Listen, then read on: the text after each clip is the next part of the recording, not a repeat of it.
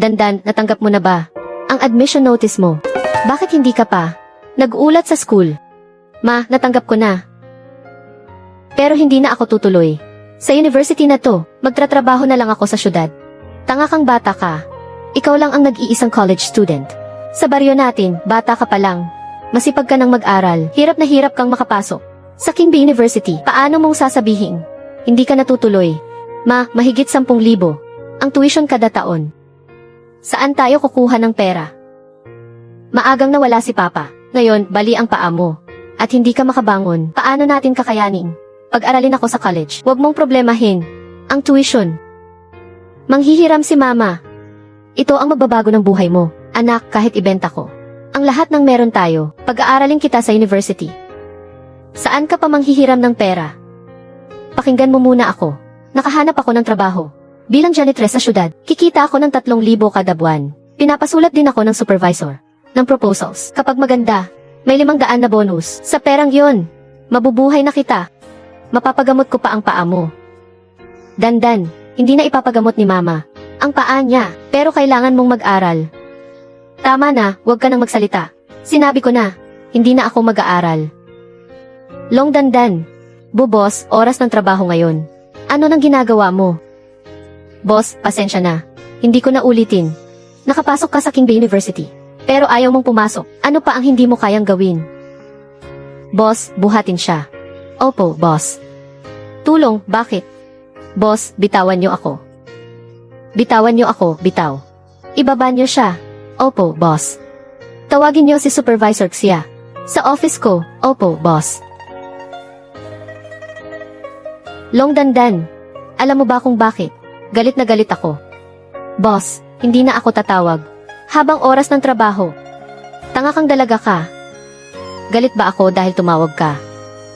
Galit ako dahil nakapasok ka sa King B University, pero hindi ka tutuloy. Boss, sa kalagayan ng pamilya namin, hindi talaga namin kaya. Napakahirap na kay Mama. Napalakihin ako, ayokong maging pabigat pa. Dandan, alam kong hirap na hirap ang pamilya mo at mabait kang anak. Pero sa buhay, hindi pwede ngayon lang ang tingnan kung maglilinis ka sa kumpanya ngayon. Matutugunan ang agarang pangangailangan mo. Pero ang buhay mo, ang kinabukasan mo, kapag nakapagtapos ka lang, mas maaalagaan mo ang mama mo. Kaya kailangan mong tuluyan ang university na to. Boss, naiintindihan ko lahat yan. Pero hindi talaga kaya ng pamilya ko ang gastos. Huwag kang mag-alala. Ngayon, may paraan akong mapag-aral ka. Dandan, sabi mo kanina, tinutulungan mo si Supervisor Xia gumawa ng proposals. Boss, 3 buwan na ako sa kumpanya natin. Sa mga buwang yun, ako ang gumawa ng halos lahat ng proposal. Ang pinakabago, yung Mugwort Anti-Odor Insoles. Ano nang sabi mo? Ikaw ang gumawa ng proposal para sa Mugwort Insoles. Dandan, alam mo ba? Sa proposal na yon, binigyan ko si Supervisor Xia ng buong 100,000 na bonus. Sigurado kang ikaw ang gumawa noon. Siyempre, sigurado ako. Boss, bakit niyo ako pinatawag ng napakaraming tao?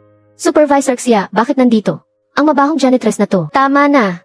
Ako ang nagpatawag kay Dandan. Supervisor Xia, tatanungin kita, ang proposal ng Insoles na ipinasa mo, ikaw ba talaga ang gumawa niyon? Ako ang gumawa. Boss, sinabi niyo pang maganda ang gawa ko, binigyan niyo pa ako ng 100,000 bonus. Ikaw ang gumawa, tama. CJ, nandito ang finished product ng Insoles natin. Ipaliwanag mo sa akin ang pain points at selling points nito. Naku, boss.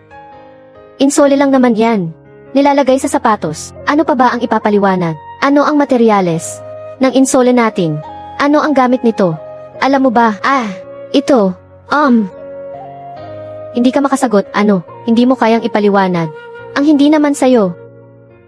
Dandan, halika. Ipaliwanag mo ng maayos ang insole na ito kay Supervisor Xia.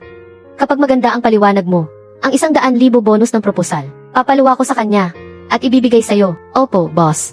Ako ang magpapaliwanag. Dandan, ikaw nga talaga ang gumawa ng proposal na to. Napakaganda ng gawa mo. Supervisor Xia, binibigyan kita hanggang ngayong araw para ibalik ang 100,000 bonus kay Dandan ng walang bawas at pumunta ka na sa EUC para kunin ang final pay mo. Umalis ka na. Hindi, boss. Kumuha lang naman ako ng isang proposal niya. Kailangan ba akong tanggalin? Hindi kailangan. Inangkin mo ang proposal ni Dandan. Ninakaw mo ang buong 100,000 na bonus niya at ang basic salary ng cleaner sa kumpanya natin ay dapat 6,000 kada buwan. Pero 3,000 lang ang ibinibigay mo sa kanya. Para sa'yo, baka maliit lang ang perang iyon. Pero para kay Dandan, tuition niya iyon. Gamot ng nanay niya iyon. Pag-asa niya sa buhay iyon.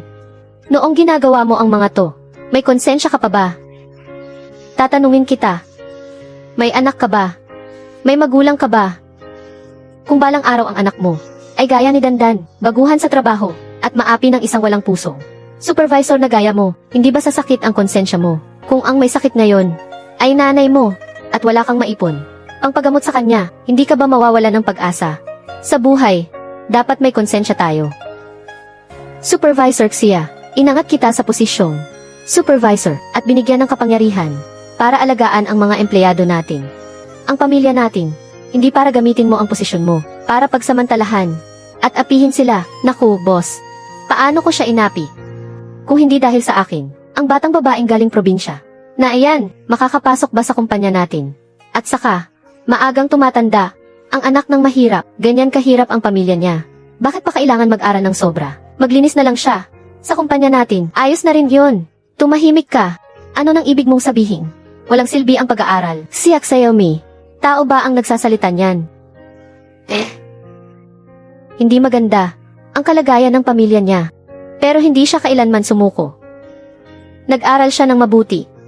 Nagsikap siyang mabuhay sa sariling kakayahan niya. Nakapasok siya sa King Bay University.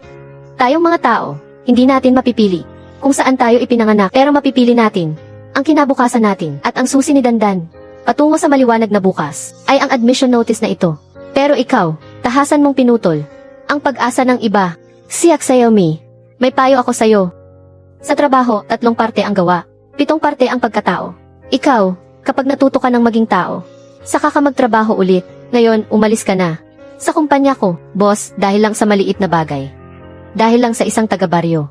Tatanggalin niyo ako. Ilang taon na akong nagtatrabaho sa inyo kahit wala akong ambag. May pagod ako kahit wala akong hirap. May oras akong ibinigay. Si Xiaomi, tandaan mo, nakikita ng langit ang ginagawa ng tao at alam ng puso ng lahat kung ano ang tama. Mga kapamilya, ngayon para kay Long Dandan, tatanggalin ko ang hambog at abusadong si Xiaomi. Sa tingin niyo, tama ba ang ginagawa ko?